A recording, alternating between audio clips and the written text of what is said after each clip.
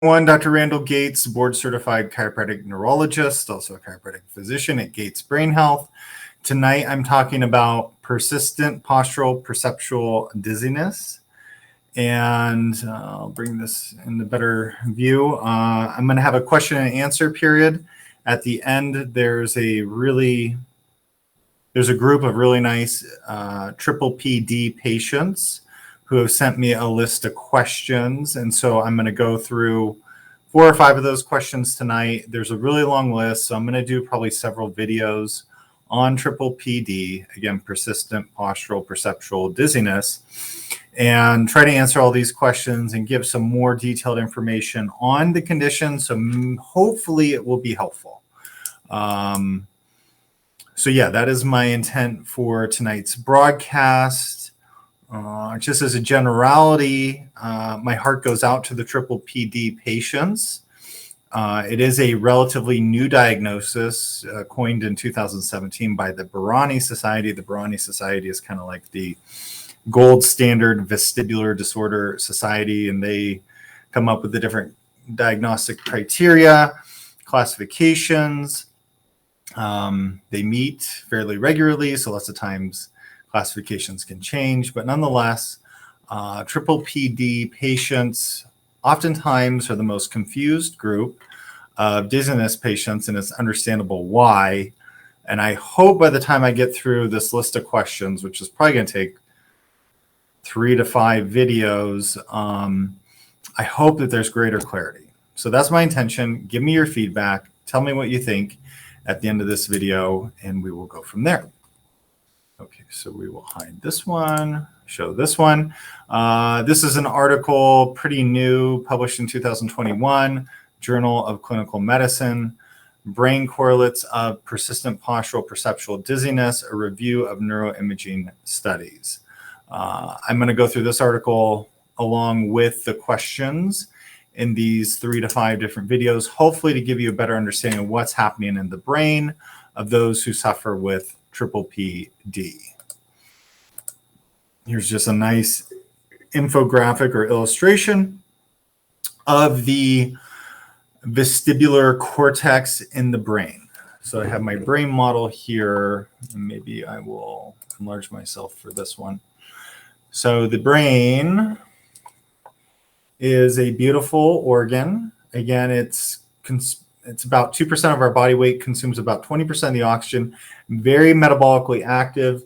In the posterior aspect of the brain, and it's always reversed, we have our occipital lobes. That's where we have visual information processed. This is where we see things, but know the visual information is also processed in, okay, your parietal lobes, and visual information is processed in your temporal lobes. Your temporal lobes are, okay, right through here.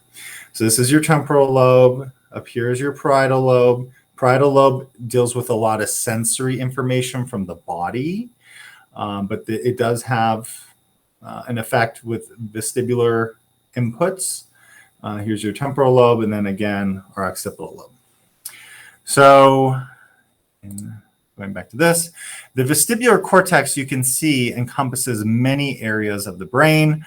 This up here at the top of the image, we're looking at the brain from the side. And the lower images are looking at the brain from the inside. So what we call the sagittal view. All right, so the lower aspect of the image is looking at a sagittal view of the brain. So you can see that vestibular inputs from your inner ear, the inner ear has great input on you knowing where you are relative to your surroundings, if you're moving your head, if you're not moving your head, those types of effects. And there are many areas of the brain dedicated to processing inner ear information. Okay. So in terms of simplifying PPPD, as you see at number 1, is a conglomeration diagnosis of what was chronic subjective dizziness, phobic postural vertigo, visual-induced dizziness, and space motion and dizziness.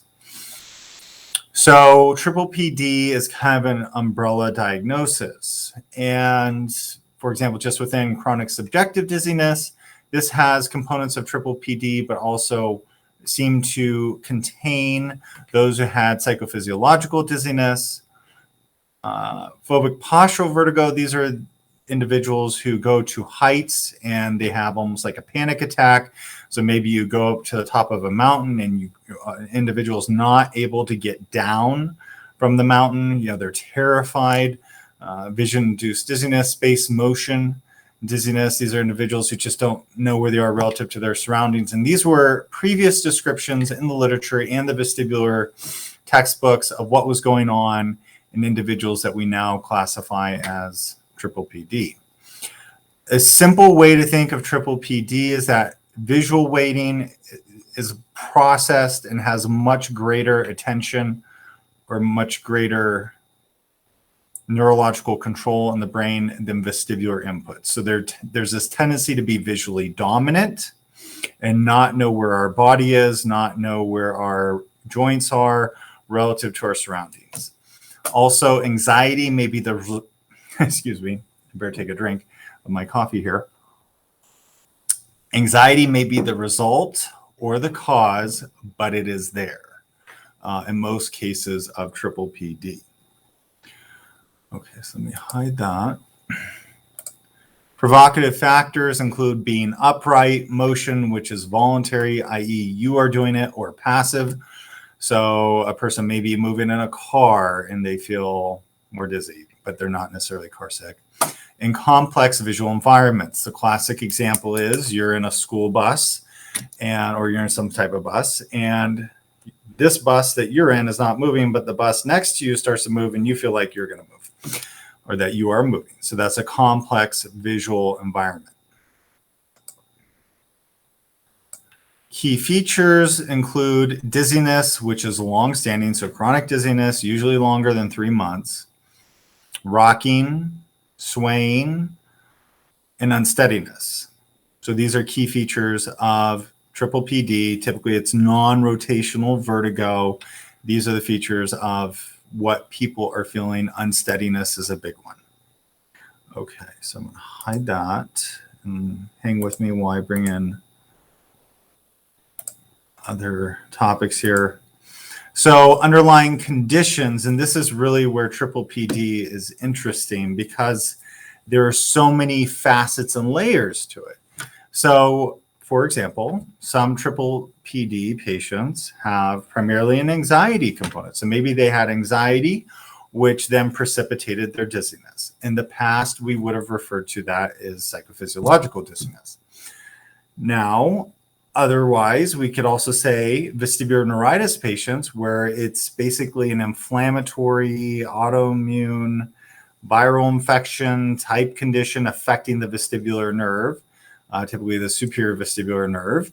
And these individuals have sudden onset vertigo. It typically lasts for at least a day to 3 days. They're vomiting. They're in the emergency room. Afterwards, somewhere around 30 to 50% of them at a year after the onset of their vestibulopathy end up still feeling dizzy, and they tend to be visually dominant. So we could classify them as having triple PD, but you could see that that's a very different story than someone who has chronic anxiety, no other vestibular condition, and then the chronic anxiety precipitates dizziness, which we now call triple PD. Another example, a traumatic brain injury sufferer. So an individual may have endured a concussion. Maybe they had a fractured skull. Maybe they're a boxer and their masseter was fractured by a punch. And afterwards, they're just chronically dizzy. Well, we can classify that individual as having triple PD. Maybe you have vestibular migraines, and the migraines can also lead to a triple PD type of dizziness in between the vestibular migraines or migraine headaches. Dysautonomia, those who have conditions like postural orthostatic tachycardia syndrome, can feel really dizzy. And some of that dizziness at times may be provoking triple PD.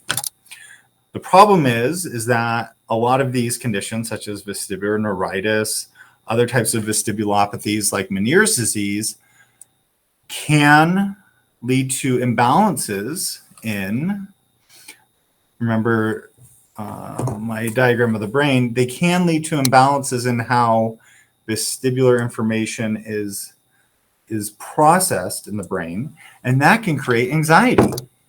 So now the anxiety can result from the vestibulopathy. So you can see how confusing this is, and this is probably why so many of you with triple PD are confused. So hopefully, and again, send me your feedback. I'm going to go through 4 or 5 questions tonight. Send me your feedback, and I'm going to try to make this more clear for you. And leading up to this video, kind of an analogy I created was that of movement disorders. So it's almost like if we said we use bradykinesia. Bradykinesia refers to a slowing of movement. And we could say, well, you have bradykinesia. Well, bradykinesia can be caused by many things. It can be caused by Parkinson's disease. There are conditions like Parkinsonisms, which are conditions like multisystems atrophy or progressive supranuclear palsy. And we have other conditions like corticobasal degeneration, and then we have conditions like dystonia. All of these have a bradykinetic component, but they're not the same thing. And I hope you understand that with triple PD. It's kind of an umbrella diagnosis, but there can be so many differences in presentation. So when I answer these questions, I'll give you my best answer that I can, but I don't know what condition, if you have Meniere's disease creating triple PD. I don't know if you've had a traumatic brain injury creating triple PD. I don't know if you have generalized anxiety disorder that's creating your triple PD. Okay, so I'm gonna hide that. Okay, so here's the first question. Why do I feel worse near the end of the day? Emotions like running and walking while moving my eyes seem to be a trigger. So what I've seen in a lot of patients who have triple PD is that there is this commonality of fatigability. As I mentioned at the onset of this broadcast, your brain is 2% of your body weight. It consumes about 20% of the oxygen coming into your body. It's a very metabolically demanding organ. The cerebellum, which is at the bottom of the brain, which is really important for triple PD. Okay, your cerebellum is down here. The cerebellum has about as many neurons as the rest of your brain. So this structure down at the bottom of your brain has as many neurons as the rest of your brain. It's very dense and compact. This is a structure that's critically involved in computing the multimodal inputs from your eyes, your ears, your neck, to create a frame of reference, talking to higher centers in the brain for where you are relative to your surroundings. So this structure, in my experience, can be fatigable in triple PD patients. So a triple PD patient, why do I feel worse near the end of the day? Emotions like running and walking while moving my eyes seem to be a trigger. Again, with triple PD, there tends to be a visual dominance. So the visual system of the brain is too overactive. And there are lots of times as a stiffening of postural control mechanisms. So think, and maybe you don't want to think about this, but for me to think about being 15 stories or 50 stories up in the air as an iron worker assembling a high-rise building, that would cause, just thinking about that makes me stiffen up. It makes my stomach hurt to think about that. When they show pictures of those who are at the top of these towers, these radio control towers, it just makes my stomach hurt. So that's kind of a phobic postural vertigo response. So the stiffening of postural responses. So PPPD patients, triple PD patients, they have this excessive visual weighting in their brain. They have stiffening and postural control mechanisms. So you're fighting that all day long. You're fighting what should be subconscious reflexes all day long. And that's probably why an individual is feeling more fatigued at the end of the day. So let me scroll over. I'm going to hide this one, show this one in stream. Question number 2, gaze instability and the symptom of jumping vision as if it is linked to triple PD as a common symptom, and what could help. So gaze instability is a very interesting phenomena. It's a very rudimentary phenomena in our brainstem. And if a person is not able to keep their gaze stable from a neurology standpoint, we really want to make sure there's not a tumor in the brain. We want to make sure there's not a vascular malformation going on in the brain. So that's what I think of, number one. I'm not diagnosing one, but that's what I think. So if you're a triple PD patient and you haven't had a really good workup, get a really good workup from a neurologist, a neuro-otologist, someone who really focuses on dizziness. So if you have gaze instability and we've ruled out a tumor or vascular process, then we want to start thinking, okay, again, is this visual system way too dominant and much more dominating than the vestibular component of the parietal insular vestibular cortex, as we term it. So again, remember that diagram I showed of all the vestibular inputs in the brain. If that area is kind of relatively weak and the visual area is dominant, then we might have gaze instability.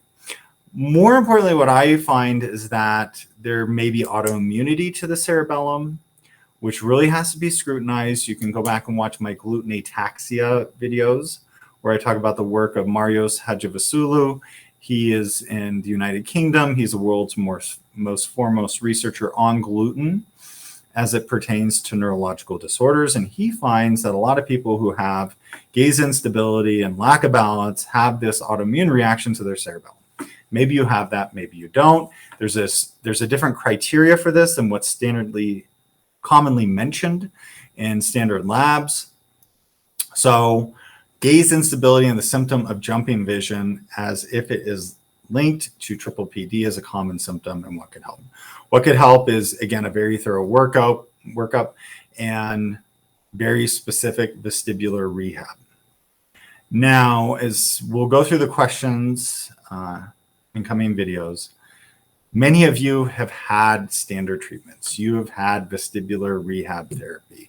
You've been on SSRIs, medications to boost serotonin, or SNRIs, medications to boost serotonin and norepinephrine. You've seen a cognitive behavioral therapist. And a lot of these things are good, but many of you are still suffering with symptoms. So the question is why? And the way I think of it is that, let's say I need to fill this cup all the way up in order to create a clinical effect of a person feeling better, as the analogy. And an SSRI may fill us up 50%, or vestibular rehab may fill us up 25% or 75%. But if everything is not coming together well enough to make you feel better, I wouldn't lose hope that you've checked the box. There are respectfully differing theories on how to do vestibular rehab.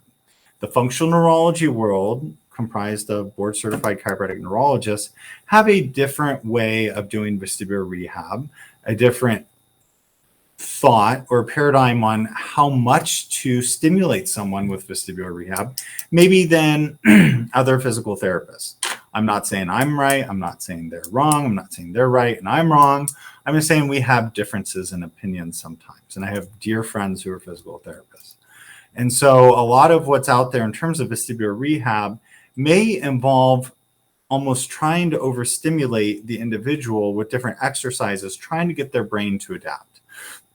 But as I just mentioned, relative to, for example, gluten intolerances, I see a lot of patients who have autoimmune issues or subclinical autoimmune issues, which may not allow their cerebellum to integrate things. I have some patients who can't lay down on their right-hand side, and they have no brain tumor. They have no inner ear issues. It's just their brain is, for all intents and purposes, weak in that plane of motion. And so that person is different from someone who's maybe an athlete and they had some dizziness after a concussion, and they do vestibular rehab and then they feel great. So not all of us are the same. Go into a gym. Some people can bench press 500 pounds. Some people can bench press 100 pounds. We're all humans. We have different capacities, and there's not one size fits all vestibular rehab for all of you. So that's where I say, in my opinion, I assess patients with triple PD who have gaze instability, and I can't give you the exact vestibular rehab for everyone because it's different, and the treatment needs to be individualized. Okay, We're going to hide that one, show this one. Vestibular ablation surgery, left ear 52% damage. Thoughts on that surgery? So my presumption here would be that this individual is talking maybe about Meniere's disease. Meniere's disease, again, is think of it as a swelling of the vestibular labyrinth, sometimes involving the cochlea as well, sometimes preferentially involving the cochlea, and less the vestibular system. Nonetheless, here they're talking about a 52% damage of the vestibular system. And considering vestibular ablation surgery, which is where an ear, nose, and throat surgeon, typically it's not any garden variety ENT. These are typically, for example, I'm in Reno and there's one gentleman in Sacramento who does this type of surgery. No one in Reno does this. And so these vestibular ablation surgeries are pretty significant because it's irreversible. And so once you cut the vestibular nerve, you're trying to cut off any effects of the swelling in the inner ear. My thoughts on that surgery: I've seen it work for some people. In the literature, there are descriptions of people when it doesn't work. And if it doesn't work, that's not a scenario you want to have happen, which is why I argue do everything possible in your power with what is known. For example, if you have Meniere's disease, to control the underlying cause of the Meniere's process. With Meniere's disease, there's a lot of literature that there are food sensitivities, histamine issues. Watch my broadcast on mast cell activation syndrome, connections to other autoimmune conditions, connections to autoimmunity to the thyroid, and that those are the features, this allergic or autoimmune inflammation that's clogging the endolymphatic duct, leading to swelling, paroxysmal swelling of the vestibular labyrinth. So if it were me, I would look into those things in great detail before considering a vestibular ablation surgery. If you know you're at that point where nothing is working and you're super frustrated, then I can understand going ahead with it. Okay. Question number 4. Why do I feel less dizzy wearing reading glasses? Any medicines for tinnitus and dizziness, and does it help, particularly hydrochlorothiazide? So what I'd say here is that wearing reading glasses is going to change your visual perception. Visual perception is very, very important as a stimulus to the cerebellum. We've all had that experience of walking to the bathroom in a black room at night, where you feel kind of off balance. You're insecure as to what objects are in front of you. Are you going to trip or not? And so visual information is of great importance to the brain. And clearly with PPPD, there's this excessive weighting of visual information. So likely what's happening wearing reading glasses, it's changing the focus, changing maybe visual acuity up close or for far objects, balancing things out. So that's probably why a person feels better with reading glasses. Any medicines when reading glasses is going to be more for near objects. Any medicines for tinnitus? There's some discussion of Valium out there as being helpful for tinnitus, but most commonly patients are told just to live with it. Some supplements, lipoflavonoids, are kind of the rage right now. So different bioflavonoids like ginkgo biloba and quercetin are being discussed for tinnitus. I'm not saying they work or not, but that's kind of the discussion. And does it help, particularly hydrochlorothiazide? So hydrochlorothiazide is a diuretic, which helps with Meniere's disease patients. Why? Because we're releasing fluid from the body in an attempt to help that vestibular labyrinth from swelling. So hydrochlorothiazide certainly has merit in the literature as it pertains to Meniere's disease, but for standard PPPD, it's not commonly used unless someone has something like Meniere's disease. So that's my answer there. And then question number 5, are problems with eyes not well organized and aligned could be the reason for the PPPD and all the symptoms? I've seen patients who have strabismus or ocular tilt reaction. So strabismus typically you think of as like a weak eye muscle. Or astigmatism, just a slight weakness in an eye muscle. Ocular tilt reactions, if these are your eyes, that involves a tilting and a torsion one direction. So you may see people who have kind of a lopsided element to their eyes and they may twist.